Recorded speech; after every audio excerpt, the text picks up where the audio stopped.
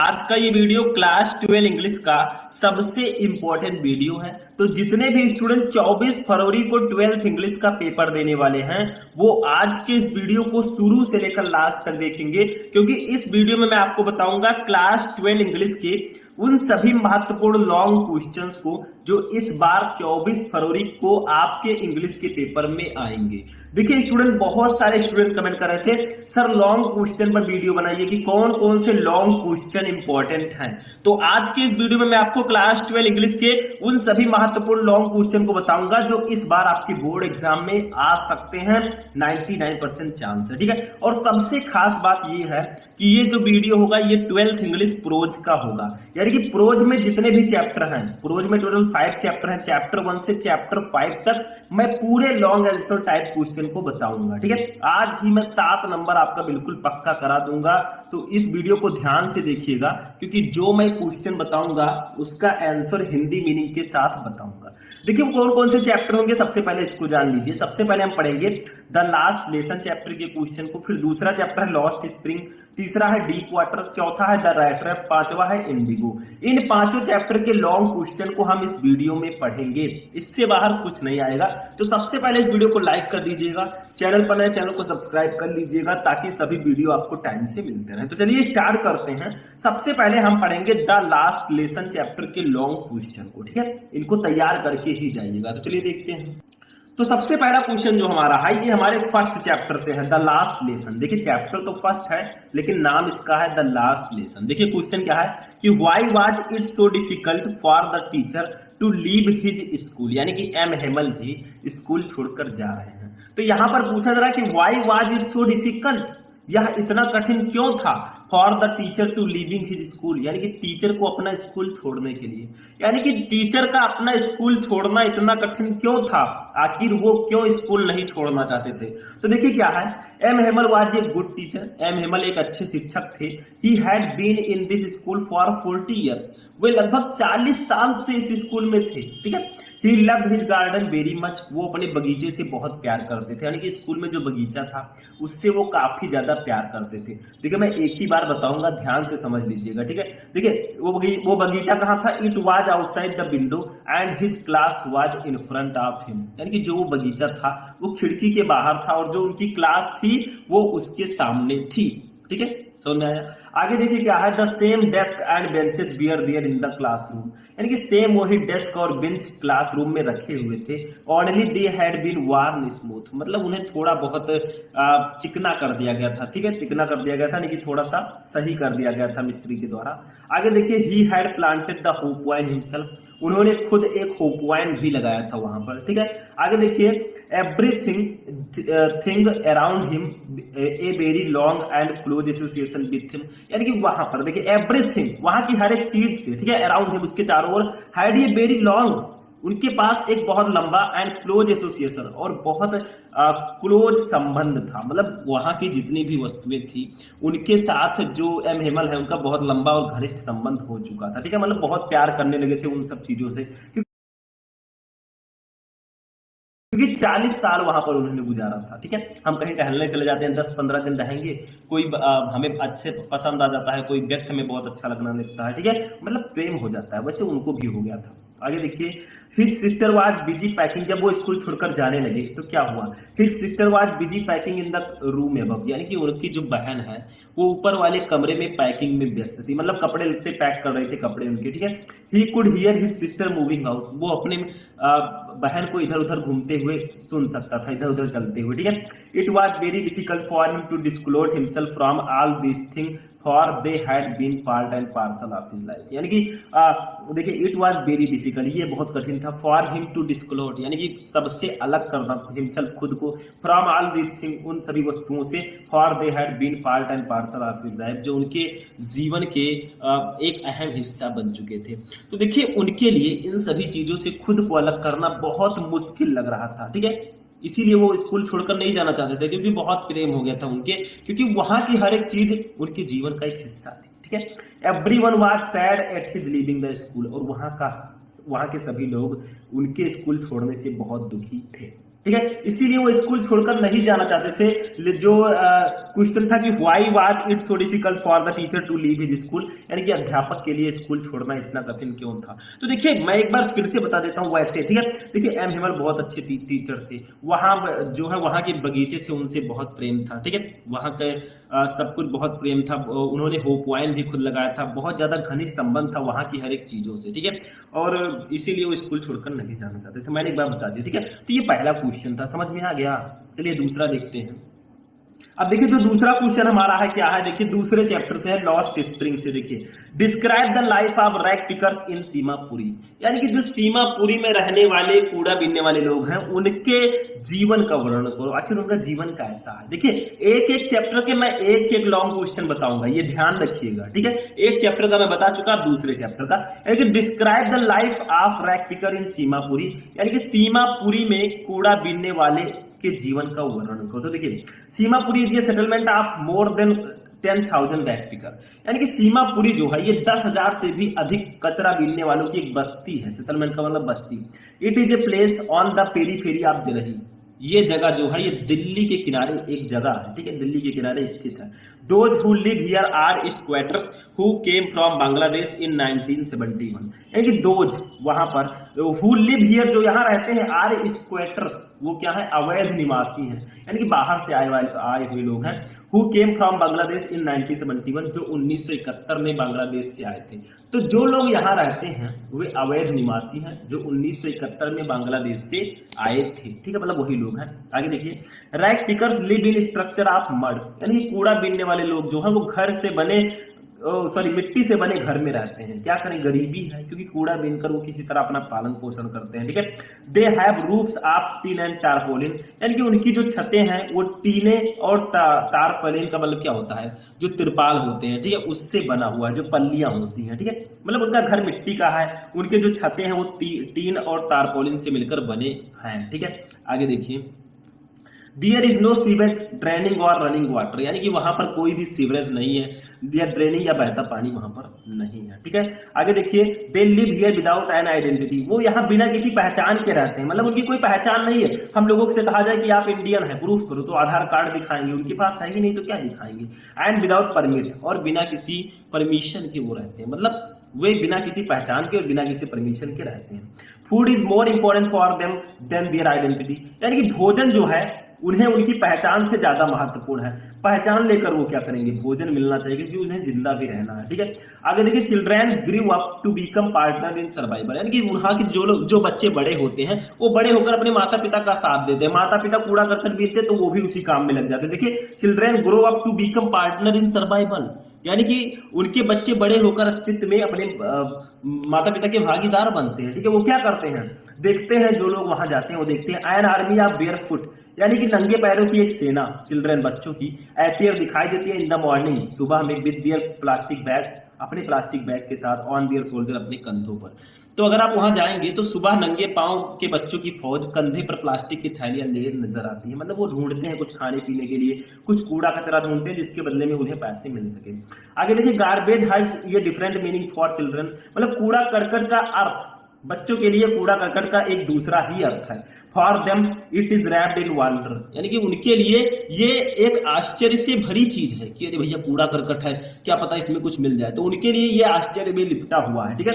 दे may find ये रुपी even a 10 rupee note और ये सिल्वर कॉइन, यानी कि उन्हें आशा रहती है कि वे 1 रुपए का सिक्का पा सकते हैं, 10 रुपए का नोट पा सकते हैं, या फिर एक चांदी का सिक्का भी उन्हें मिल सकता है। मतलब उन्हें आशा रहती है कि हाँ ऐसा हो सकता है मैं कूड़ा बीनने जाऊं, मुझे 1 रुपए का सिक्का पड़ा मिल जाए, कितनी खुशी उनको होगी, क्योंकि वो गरीब है, ठीक है। There is always hope of finding more, और उन्हें कुछ ज्यादा पाने की उम्मीद रहती है कि क्या पता कुछ और अच्छा मिल जाए, 100 रुपए का नोट मिल जाए या कहीं लोहा लक्कड़ मिल जाए जिससे उनका गुजारा हो सके, ठीक है। तो वो लोग हैं यहाँ पर सीमापुरी में, ठीक है। तो ये आपका हो जाएगा दूसरा क्वेश्चन, ठीक है, समझ में आया, मतलब उनके जीवन का वर्णन करना है, तो कोई खास जीवन नहीं है, ठीक। चलिए आगे बढ़ते हैं नेक्स्ट क्वेश्चन। अब देखिए तीसरा क्वेश्चन हमारा है, ये हमारे नेक्स्ट चैप्टर से, डीप वाटर से। देखिए describe the incident at YMCA pool, यानी कि YMCA पूल में हुई घटना का वर्णन करो। आखिर कौन सी घटना हुई थी जिसने डगलस जी को लगभग मार ही डाला था। तो देखिए the incident which nearly killed Douglas occurred when he was 10 और 11 ईयर्स ओल्ड, यानी कि द इंसिडेंट, वो घटना व्हिच नियरली किल्ड डगलस, जिसने लगभग डगलस को मार डाला था, अकर्ड वो घटित हुई व्हेन ही वाज 10 और 11 इयर्स ओल्ड, लगभग वो जब 10-11 साल के थे। तो जिस घटना ने लगभग डगलस को मार डाला था वो तब हुआ जब वो 10 या 11 साल के थे, ठीक है। To get rid of his fear of water he decided to learn swimming at the YMCA pool, यानी कि to get rid of fear of water, यानी कि अपने पानी के डर को दूर करने के लिए ही डिसाइडेड, उन्होंने निर्णय लिया टू लर्न स्विमिंग, यानी कि स्विमिंग सीखने का, एट द YMCA पूल पर। तो अपने पानी के डर से छुटकारा पाने के लिए उन्होंने YMCA पूल में तैरना सीखने का फैसला किया। क्योंकि देखिए क्या होता है, मतलब एक बच्चे ने उन्हें पानी में ढकेल दिया था, तो पानी में जब उन्हें ढकेल दिया तो बाद में उन्हें डर हो गया भैया कि कोई और ढकेल देगा, मर ही जाएंगे। तो देखिए वन मॉर्निंग, घटना क्या हुई थी, देखिए वन मॉर्निंग, एक सुबह, when he was alone at the pool, जब वो पूल पर अकेले बैठे थे, वेटिंग फॉर अदर, किसी के आने का इंतजार कर रहे थे, ये बिग बुली ऑफ बॉय, यानी कि एक हट्टा कट्टा लड़का भैया, ठीक है, दबंग लड़का, टॉस्ड हिम, फेंक देता है, इनटू द डीप, उनको गहराई में, पानी की गहराई में, एंड ऑफ द पूल, यानी कि पानी की गहराई में।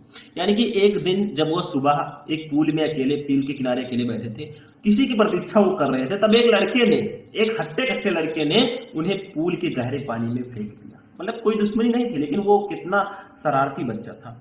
दो ही हैड प्लान्ड ये strategy to save himself, his plan failed, यानी कि दो यद्यप ही हैड प्लान्ड ये स्ट्रेटजी, उन्होंने एक स्ट्रेटजी अपनाया टू सेव हिमसेल्फ, खुद को बचाने का, हिज प्लान फेल्ड, लेकिन उनकी जो योजना है वो विफल रही।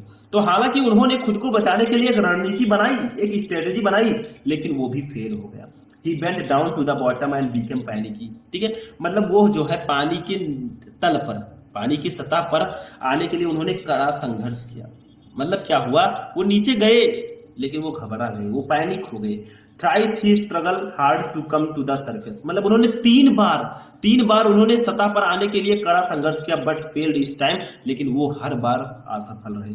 He was almost drowned in the pool, वो लगभग तालाब में डूब ही चुके थे, ठीक है, लेकिन he lost his consciousness and felt that he would die, फिर उन्होंने क्या किया, वो जो है तालाब में लगभग डूब गए थे, मतलब वो अपनी चेतना को खो बैठे थे और उन्हें लगा कि वह मर जाएंगे। देखिए he lost his consciousness, यानी कि वो अपनी चेतना खो चुके थे, and felt, और उन्हें लगता था that he would die, कि वो मर जाएंगे। लेकिन हुआ क्या, दो यद्यपि he was ultimately saved, this misadventure developed in him a strong aversion to water, यानी कि though यद्यप He was ultimately saved this adventure, यानी कि वो अंततः बच गए, लेकिन इस दुस्साहस ने उनके अंदर, ठीक है, डेवलप पैदा कर दिया, इन हिम ये स्ट्रॉन्ग, उनके अंदर एक मजबूत एवर्जन टू वाटर, यानी कि पानी के प्रति घृणा। देखिए हालांकि वो अंततः बच गए, लेकिन इस दुस्साहस ने, इस घटना ने उनके अंदर पानी के प्रति तीव्र घृणा पैदा कर दी कि पानी बहुत खतरनाक है, अगर मैं तैरना नहीं सीखूंगा भैया तो एक दिन कोई और ढकेल देगा, काम खत्म हो जाएगा, ठीक है। तो उन्होंने तैरने सीखने का फैसला किया। तीसरा भी समझ में आ गया। देखिए लॉन्ग क्वेश्चन है, थोड़ा सा लिखने से नंबर नहीं मिलेगा, 80 वर्ड में आपको लिखना पड़ेगा, इसीलिए मैं लॉन्ग बता रहा हूँ, ठीक है। चलिए नेक्स्ट क्वेश्चन देखते हैं। देखिए 4th नंबर क्वेश्चन हमारा क्या है, अटेम्प्ट ये character sketch of the peddler in the story, यानी कि ये हमारे नेक्स्ट चैप्टर का क्वेश्चन है। चैप्टर का नाम बताइए आप लोग, द राइट ट्रैक, ठीक है। तो देखिए क्या होता है, अटेम्प्ट ये character sketch of the peddler in the story, यानी कि कहानी में जो पेडलर है, ठीक है, फेरी वाला है, उसके कैरेक्टर स्केच पर आप वर्णन कीजिए, मतलब उसका जो जीवन चरित्र है उस पर वर्णन कीजिए। तो देखिए हम लिखेंगे, देखिए the writer drawers the character of the peddler with sympathy, यानी कि लेखक ने फेरी वाले के चरित्र को सहानुभूति के साथ चित्रित किया, ठीक है। He was a tall man, वो एक लंबा आदमी है। He had his own imagination, उनकी अपनी कल्पना थी। He were wrecks and hunger gleamed in his eyes, यानी कि उनके चिथड़े, वो जो है चिथड़े पहन रखे थे। ही और रैक्स मतलब उनके फटे पुराने कपड़े वो पहन रखे थे, ठीक है। And hunger gleamed in his eyes, और जो भूख है वो उनकी आंखों में झलक रही थी, ठीक है। ही sold self made small rat trap of wire, ठीक है। ही सोल्ड, वो बेचते थे, सेल्फ मेड, खुद का बनाया हुआ, स्मॉल रैट ट्रैप, छोटी चूहेदानी, ऑफ वायर, जो तारों से बनी थी। तो उसने तार के छोटे छोटे वो चूहेदानी बेचते थे, ठीक है। He had some human weakness like stealing and beginning to fulfil his basic need, यानी कि he had some human weakness, उनके पास कुछ मानवीय कमजोरी कमजोरियां थी, लाइक स्टीलिंग जैसे चोरी करना, and beginning to fulfil his basic need, क्योंकि वो अपने बेसिक नीड को, अपने जो आवश्यकता बुनियादी जरूरत है उसको पूरा करना चाहते थे। ठीक है, तो उनकी कुछ मानवीय कमजोरियां थी जैसे चोरी करना और अपनी बुनियादी जरूरतों को पूरा करने के लिए भीख मांगना। मतलब वो अपनी बुनियादी जरूरतों को पूरा करने के लिए चोरी भी कर सकते थे और भीख भी मांगते थे। ठीक है, क्योंकि भाई जिंदा रहना है तो कुछ तो करना पड़ेगा। He spent his nights wherever he desired, यानी कि वो अपनी रातें जहां चाही वहां बिताते थे, क्योंकि घर तो था नहीं उतना अच्छा। He had no place to live, उनके पास रहने के लिए कोई जगह नहीं थी। ही इज वैगा बॉन्ड कम वेगर कम, ये पेटी थी, मतलब वो एक आवारा भिखारी, एक छोटा सा चोर थे, मतलब वो एक भिखारी की तरह रहते थे, वो एक चोर थे। ठीक है, he feels that the world is like a rat trap, उन्हें ऐसा लगता था कि दुनिया एक चूहेदानी की तरह है, नथिंग एल्स, और कुछ नहीं है। According to him all the riches joy food clothing and shelter are just baits. According to him, उनके अनुसार, ऑल द रिचेस यानी कि जितने भी धन है, जॉय आनंद है, ठीक है, सुख है, फूड भोजन है, क्लोथ कपड़े हैं, एंड शेल्टर है, शेल्टर का मतलब जो जूता है, मतलब कुछ भी है, ठीक है, वस्त्र और आवास जो है, चारा है, आर जस्ट बेट, ठीक है, वो केवल एक चारा है। तो उनके अनुसार समस्त धन, सुख, भोजन, वस्त्र और आवास केवल एक चारा है। ठीक है, anyone who touches the bait the rat trap close on him, यानी कि जो कोई चारा छूता है चूहेदानी उस पर बंद हो जाती है। मतलब उनका कहना है कि ये जो धन है, ये जो आनंद है, ये जो भोजन है, जो कपड़े हैं और ये जो आवास है, ये सब कुछ और नहीं है, एक चारा है, और जो भी इस चारे को छूता है वो चूहेदानी में बंद हो जाता है। ठीक है, जैसे चूहेदानी में देखिए चूहे जाते हैं कुछ खाने, चूहेदानी में कुछ रखा रहता है, खाने जाते हैं, बस उनको बंद कर देता है, चूहे फंस गए। ठीक है, वैसे ये भी सोच रहे हैं कि हम लोग चूहा है, ये दुनिया चूहेदानी है। Then everything comes to an end, तब सब कुछ समाप्त हो जाता है। Finally he transform himself into a gentleman, और अंत में वह खुद को एक सज्जन के रूप में बदल देता है। मतलब यहाँ पर पेडलर की फेरी वाले के कैरेक्टर स्केच के बारे में बताया गया। ठीक है, वो यही सोचता है कि ये पूरी दुनिया एक चूहेदानी है, like as a rat trap. ठीक है, हो गया चौथा क्वेश्चन। चलिए नेक्स्ट और लास्ट क्वेश्चन देखते हैं। अब देखिए स्टूडेंट 5 नंबर क्वेश्चन भी हमारे 5 चैप्टर से है, इंडिगो चैप्टर से। देखिए क्या है, what did Gandhi ji do to improve the cultural and social backwardness in the Champaran villages, यानी कि what did Gandhi ji do to improve, यानी कि गांधी जी ने सुधारने के लिए क्या किया, कल्चरल एंड सोशल बैकवर्डनेस, यानी कि सांस्कृतिक और सामाजिक पिछड़ेपन को इन द चंपारण विलेजेस, चंपारण के गांव में।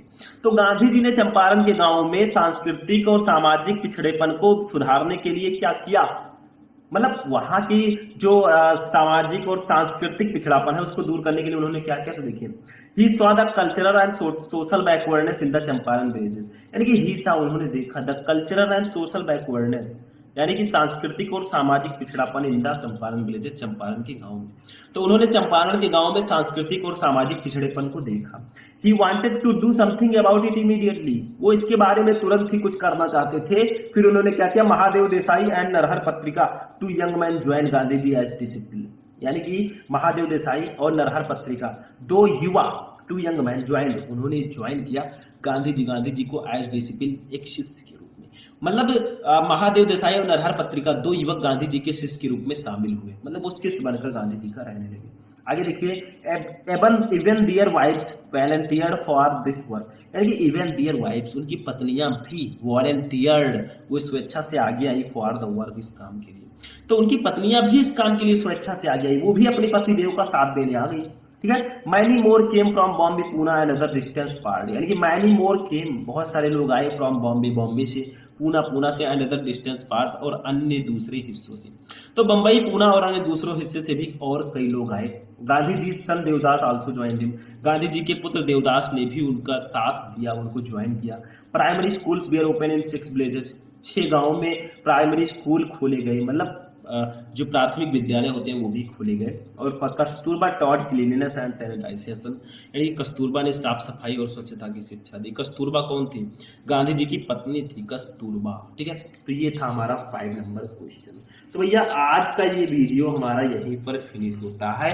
आपके जो 12th इंग्लिश प्रोज के 5 चैप्टर्स हैं, the last lesson, lost spring, deep water, the rat trap और इंडिगो, इन 5 चैप्टर के लॉन्ग क्वेश्चन मैंने आपको बता दिया। एक आसान तरीके से मैंने बताने का प्रयास किया।